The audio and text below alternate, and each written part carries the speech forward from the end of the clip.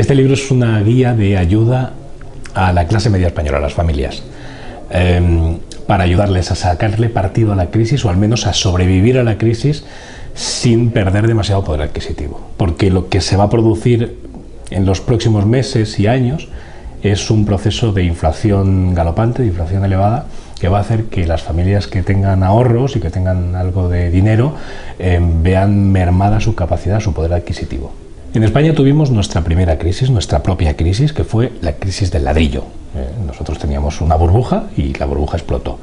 Junto a esa burbuja explota otra burbuja que se produce en los mercados internacionales, que es la burbuja del crédito. Porque en todo el mundo, también en España, se ha vivido durante los últimos años, casi 40 años, a crédito, es decir, pidiendo prestado. Como podíamos pagar el préstamo que habíamos solicitado, no nos importaba. Llegábamos a pagar, no había problema, teníamos tarjetas de crédito, llegábamos a pagar, comprábamos una casa más grande, llegábamos a pagar, incluso el banco tenía a bien darnos un poco más de dinero para que nos compráramos un coche mejor. Pero como lo podíamos pagar porque había trabajo y había dinero, todo funcionaba correctamente. ¿Qué ocurre?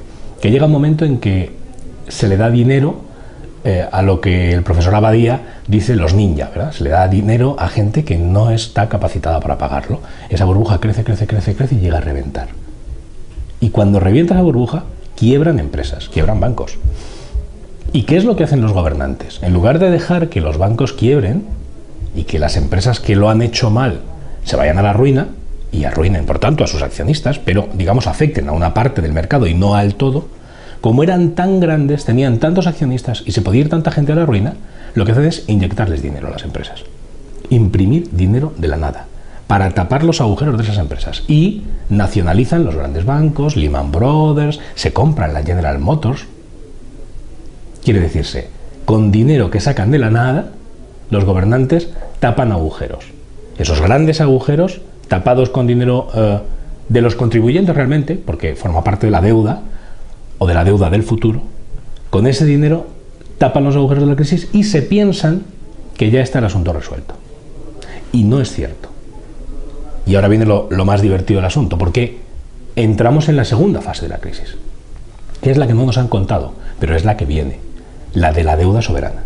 Los estados han incurrido en tantísimas deudas, han pedido prestado tanto dinero, ya sea a sus ciudadanos, ya sea a los ciudadanos de todo el mundo, o incluso sin pedir prestado, han dado al botón de imprimir billetes, como ha ocurrido en Estados Unidos, y se meten ahora en una nueva espiral. Los endeudados porque puede reventar su burbuja de deuda.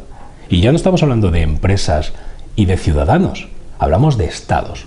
¿Quién tapa el agujero de un estado, como es el caso de Grecia? Toda la Unión Europea, que ha puesto dinero para tapar el agujero de Grecia e intentar que su estallido no venga como un dominó tumbándonos a los demás. ¿Quién tapa el agujero de España, que el día 7 de mayo de este año estaba quebrada y nadie quería comprar deuda española? Lo tapa el Fondo Monetario Internacional y la Unión Europea. ¿Cómo lo hace? Diciendo que hay 1 billón de euros disponible en el mercado para que los mercados se queden tranquilos y digan, no, España tiene respaldo, no hay ningún problema. Bueno, porque España tiene un problema, que es un país demasiado grande para quebrar.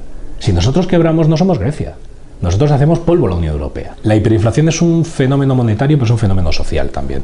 Como fenómeno monetario, la hiperinflación es una inflación disparada. Dependiendo del experto, pues considera que la inflación es de un 100% en 3 años se puede considerar hiperinflación, o de un 50% en 3 años se puede considerar hiperinflación.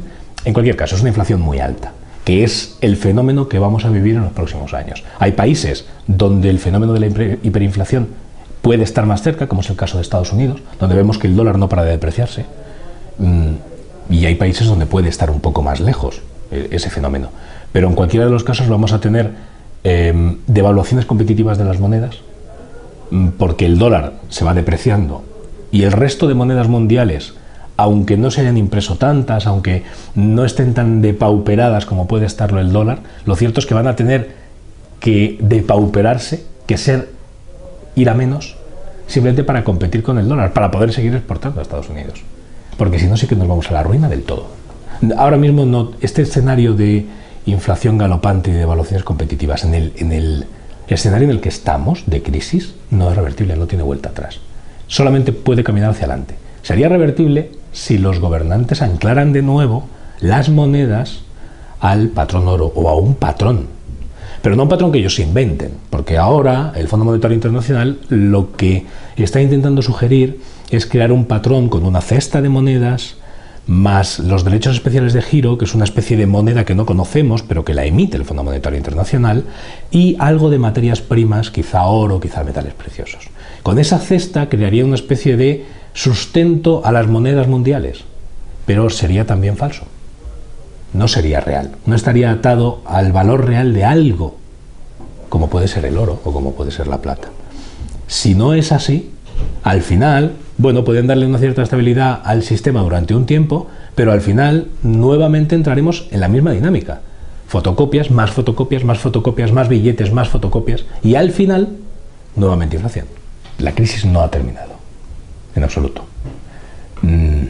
Y el que diga que ha terminado miente. En España tenemos 4 millones de parados. Estamos en la peor fase de la crisis en este momento.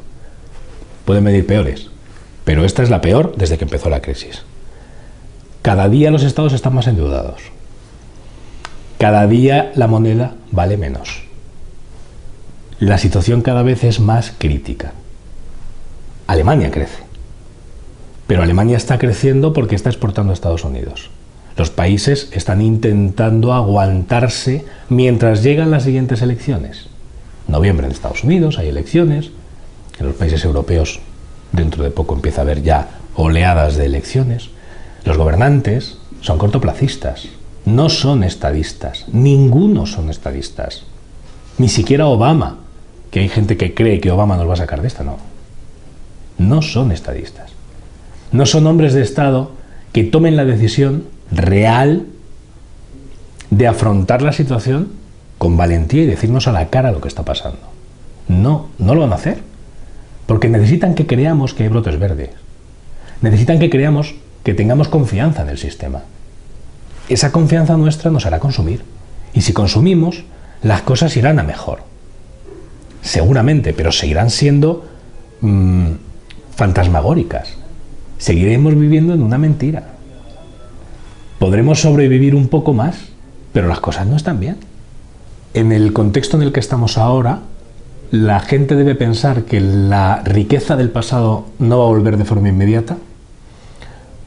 Deberíamos ser conscientes de que nuestra situación ha cambiado completamente, que hemos pasado de ser un país que nadaba en la abundancia y que era o se creía rico, a ser un país que cada vez va a ir siendo más pobre, pero que esto es una tendencia que ahora será de bajada, pero que saldremos de ella. ¿En qué periodo de tiempo? Eso depende de los gobernantes y las medidas que tomen, no depende de la sociedad. ¿Qué puede hacer la sociedad para protegerse de sus gobernantes, no sea que no vayan a tomar las medidas adecuadas? Ahorrar. Ahorrar. Fundamentalmente ahorrar. ¿Qué ocurre? Que como el dinero se está devaluando, no puedes ahorrar en dinero. Tú no puedes almacenar billetes, porque con el paso del tiempo esos billetes cada vez tendrán menos valor. Entonces, ¿dónde debes anclar tu ahorro? ¿Dónde debes proteger tu patrimonio, al menos en estos momentos de incertidumbre? En cosas que tengan un valor real. Que generalmente lo que siempre se ha entendido como algo que tiene un valor real es el oro y la plata, los metales preciosos. Quizá bienes inmuebles, por ejemplo en Madrid, en el barrio de Salamanca, es decir, en sitios donde ya está todo construido y donde sabes que el precio no va a bajar mucho, pero donde sabes que tampoco ahora va a subir mucho. Quiere decirse que igual mantienen su valor, pero en un proceso de inflación como el que vamos a entrar, al final siempre pierde algo. En cambio, en oro y en plata, el valor del oro y la plata está constantemente subiendo. Es cierto que entraremos en una burbuja cuando todo el mundo compre oro. Ahora apenas hay gente que esté comprando oro. La mayor parte de la gente no está ahorrando en oro. Tú le preguntas a tus amigos y nadie te dice que tiene comprados unos lingotes o una moneda de oro. No existe una fase de manía en absoluto. El comprador de oro, la familia que invierta en oro y que ahorre en oro, se dará cuenta de que está entrando en una fase de manía, es decir, que se está disparando el precio del oro y que hay una burbuja real del oro cuando todo el mundo diga que es fabuloso y que hay que comprar oro. Ahí es cuando el que ha comprado oro ahora debe empezar a pensar en reducir parte de su cartera.